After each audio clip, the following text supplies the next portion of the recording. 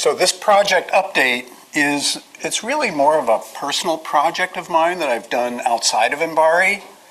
But in the last few years, it's started to overlap with more and more stuff that's happening here at Mbari. So it's a pretty interesting project. So you might be wondering, what is the Jenny Doe? And the Jenny Doe is an Argo Gobi GC float that was actually named in honor and adopted in honor of a real person who is Jenny Doe, who was Jenny Doe, a really good friend of mine, who was a major advocate for disadvantaged people, especially disadvantaged kids, in Vietnam and San Jose. And Jenny was born in Vietnam in 1966. Her dad was an American military guy, her mom was Vietnamese, and Dad pretty much abandoned the family very soon after she was born. So after the communists took over in 75, she and her family, she was treated as a child of the enemy.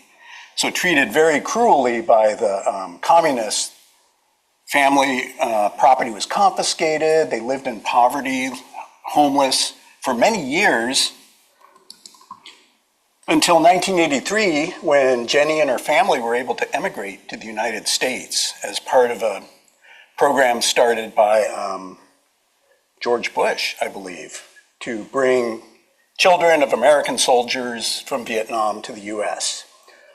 So Jenny, in the following years, she was a very determined person to begin with, but she determined, I'm going to make things better in the world than they were for me in Vietnam. And so she did. She became a very accomplished attorney, advocate, an artist, and a really good friend of mine and many other people, especially in the San Jose area. She founded an organization called Friends of Hue Foundation, which I'll tell you about today. Founded the Ao Yai Festival, which is a Vietnamese American cultural festival in San Jose. Really a pretty remarkable person. Unfortunately, she died in 2022. I know some of you in here have probably met Jenny over the years because she's come and visited Mbari, and Jenny Paduan knows her. So yeah, it was a real loss when she passed away. She directed the Friends of Hue Foundation in Vietnam, which is, the foundation is based in San Jose, but we manage a children's shelter in Hue, Vietnam, which supports about 30 very underprivileged kids, and they're either orphans or their parents are disabled or in jail or otherwise unable to take care of them. So we provide these kids with food and shelter and education, and a lot more than that, which we'll be talking about in a little bit. We also provide medicine and eyeglasses and wheelchairs to impoverished elders in Hue, Vietnam. So I've been on the board, full disclosure, of FHF since 2018. So I've been there a while. In fact, I've known Jenny and her husband, Dan, for a couple of decades. And Jenny really loved natural sciences like oceanography and space and a lot more than that. So we went on many adventures together and had a lot of fun. This is us in Iceland on the right. In the middle is the total eclipse in Oregon in 2017, and on the left as well. So she was also a bit of a space nut, and I would say a bit of a selfie queen as well, but aren't we all? So a life well lived for sure. She changed a lot of people's lives for the better, and was a wonderful person and a close friend, and is missed by many people. These photos on the left were taken at the Friends of Hue shelter in Vietnam. She was very close to the kids there, and they remember her well, the older ones do. So what's her connection to Argo floats, you may ask?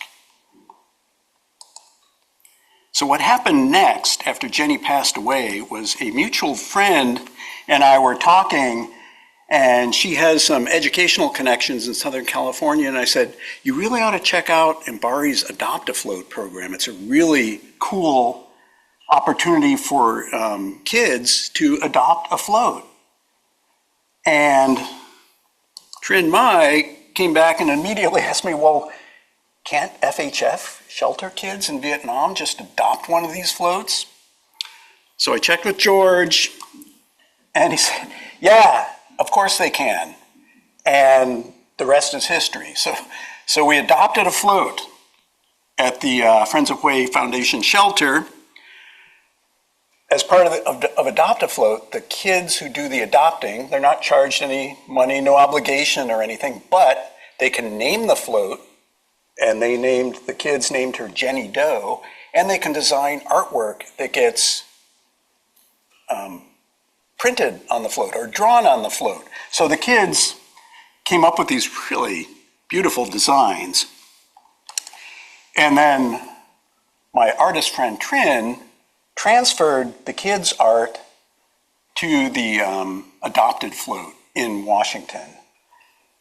So Trin and I traveled to the float lab at University of Washington, and Rick Rupon and Greg Broussard helped us pick out a float and decorate it. So here's the process. As an aside, Jenny's float is a Gobi GC float, so it's got 6 or 7 sensors, depending on how you count them. But it is deployed as part of the SOCOM project in the Southern Ocean and actually right now in the Indian Ocean. So she was deployed from the Ravel on September 20th. There's the float on deck, and there's the track of the float right now. So started here west of Cape of Good Hope, and as of this month, the latest surfacing was south of Madagascar. So you can see all these little meanders in the Antarctic circumpolar current that's looping her around here. So the kids can follow her progress on the internet. Here's the web page for the SOCOM floats, and there it is, Vietnam. And the Jenny Doe is the first, and I believe currently the only float from Vietnam that's been adopted. So the kids, they're actually super proud of this float because they did the artwork, they knew Jenny well, they're really excited to learn more about the ocean now. So as part of this activity, I inducted Trin and the kids into the Loyal Order of the Lego Argo float after getting a parts list from George and buying the parts, and the kids were able to assemble them themselves, and here they are at a pond in Hue, testing them out. And we printed out the designs they did, and we use that at fundraising events with our engineering mock-up of the float, and we take it to various venues. Always a big hit. So then what happened in 2024, I should back up a second. So Jenny Doe used to say to me, dude, you have such a cool job. You really should talk to my kids about what you do. And I always kind of put it off, yeah. And then in 2024, I thought, I probably should really do this. Jenny would be mad at me if I didn't. So we started what we call the Art and Science Enrichment Program at the Friends of Hue Foundation. Trin and I did. And the idea is that every month or so, we talk with the kids about some interesting science topic, whether it's astronomy or oceanography or something else. And then Trin shows the kids how to do artwork in a way that's sort of relevant to the science topic. So it's really fun. And it's not that we expect any of these kids will become scientists. They might become artists. The main thing is we want to expose them to something beyond what they are usually exposed to. So it's a really fun and fulfilling project, actually. So here's our team for this art and science program, and they're all volunteers except for Tan, who's the director of the shelter. But everybody else is a volunteer, and many of them are friends of Jenny's who like to translate our workshops. So these are all via Zoom so far until this summer, all done via Zoom. We have a translator to go between Vietnamese and English. We've had several guest speakers, Karen Martinez and Erica. Many of you remember Erica Montague, and a friend of mine, a biologist, Lori Klosterman, and Randy Prickett. So Randy Prickett lives in Vietnam now, and I'll talk about him more in a little bit. So we hold these workshops via Zoom every 1 to 2 months. And it's about 30 minutes of science and then 30 minutes of art by Trin. And again, interpreters and guest scientists in many cases, which means less work for me since I don't have to do anything other than introduce the guest, which is great. Some of our workshop topics have included color in the sea, volcanoes in the sea. Karen this month did remotely operated vehicles, including a video tour of the dock rickets and more. So we have a lot of fun with these topics, and we try to choose something that'll be interesting to most of the kids. I should say the kids range in age from about 6 years old to 18. So there's this huge range of knowledge and English ability.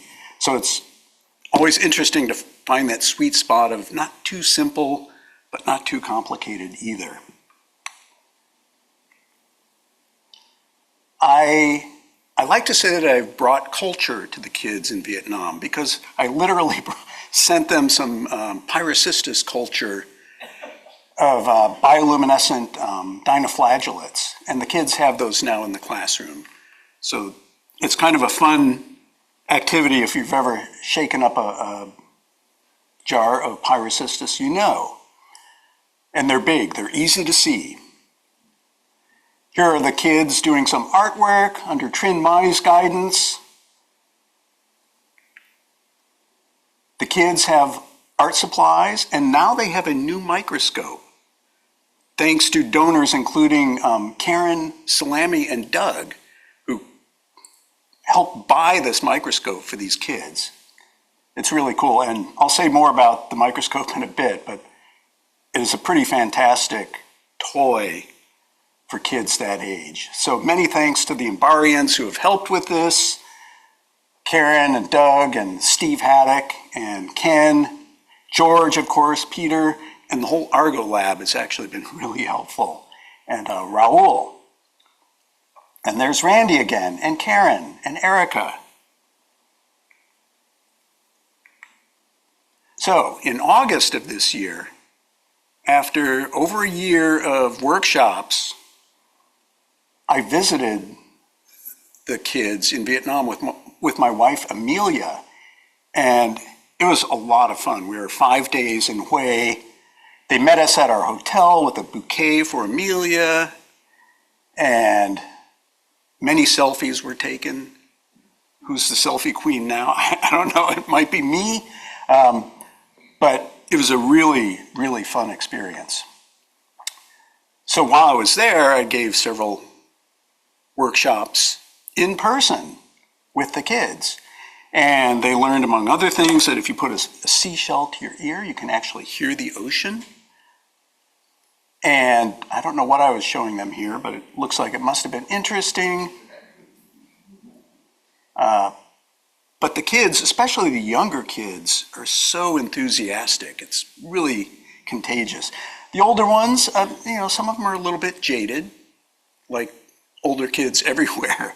But I was kind of shocked that kids from such a disadvantaged background, you would think they'd be bitter at the world, but they were not. They were very enthusiastic. So we had a lot of fun there. Thank you, Raul, for the stickers. And I swear to God, I did not ask this kid to put that sticker on his forehead.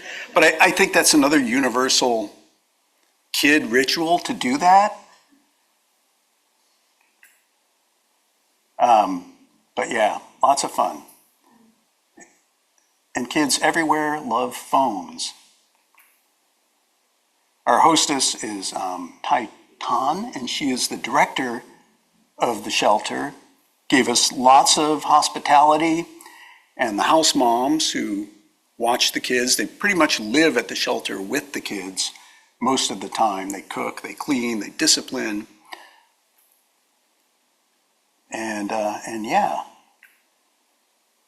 we made plankton nets. So part of our activity was we went from Hue to Da Nang, which is about 2 hours away by car. And we were going to visit the tide pools in Da Nang.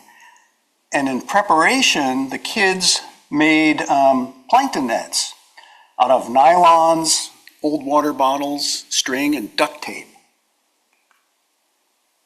So it was a lot of fun. We made a few of them. Kids were really proud of their nets, and we took them on the road with us. So here we are at the Da Nang tide pools on the South China Sea, and the kids found lots of stuff. To be honest, I was a little bit wary because in California, the tide pools are just so insanely biodiverse and rich in life, and is it going to be the same in Vietnam? It wasn't quite the same. There were no anemones, but there was quite a lot of life there, including lots of limpets, hermit crabs, like this. And here we are exploring the tide pools. And the kids found all kinds of interesting stuff, coral fragments. They had a really good time. And here we are on the beach, and there's Randy Prickett. And there's my wife, Amelia. And I'm in there somewhere lurking too, I'm sure. So Randy, he retired in 2023 to Da Nang, and I was reading months ago about Da Nang, and hey, there's tide pools there, and it's kind of close to Hue. It's a couple hours away. And so I started talking with Randy and said, could you help us find like accessible, safe tide pools near your home? Literally near his home, because he's like 2 miles from these tide pools. And he said, sure. And Randy was totally into it. And we couldn't have done it without him. He scoped everything out in advance, riding around on his motorbike. So after we got back from the tide pools, we took the samples from our plankton nets and took a look at them under the new microscope. And sure enough, actually the water there was surprisingly oligotrophic. So it was very, very blue and very clear. So there wasn't a lot of plankton in that tide pool water, but there were some, including this pennate diatom. So the kids were really excited to identify it. And then when we got back to Hue, well, there's all kinds of water samples there. There's the Perfume River, which runs through the city. And we collected some samples from the Perfume River, and there's all kinds of life in there. There's all kinds of protozoa and freshwater diatoms and other stuff. And the kids were, again, when I was a kid, I was about 10 years old. It was the first time I looked through a microscope, and that's what hooked me on science. And I'd almost forgotten how excited that I got, because the kids were like super into it, especially the younger kids. These two girls were, for a couple of hours, they were kind of hogging the microscope. So I taught them how to mount samples and other stuff. And we saw all kinds of living creatures in this water, which is just an amazing thing when you haven't seen that before. And again, thanks to Karen and Doug and our other sponsors who bought this thing, because it's such a cool toy for young kids. The older kids acted as translators for us. So they all got red envelopes and these very stylish SOCOM pins. Thank you, George. And there is a room at the shelter in Way with an altar for Jenny. And my wife Amelia brought this artwork for them that commemorates their float, their adopted float. Now it hangs in their classroom at the center. So if you care to donate, no pressure or anything, you can scan that QR code. And also, if anybody is interested in being a guest speaker at one of our workshops, please talk to me, because interesting science topics are in high demand. So I think that's all I have. Yeah, that's all I have. All right, well, thanks very much. Any questions? Let's see, mute. Any questions?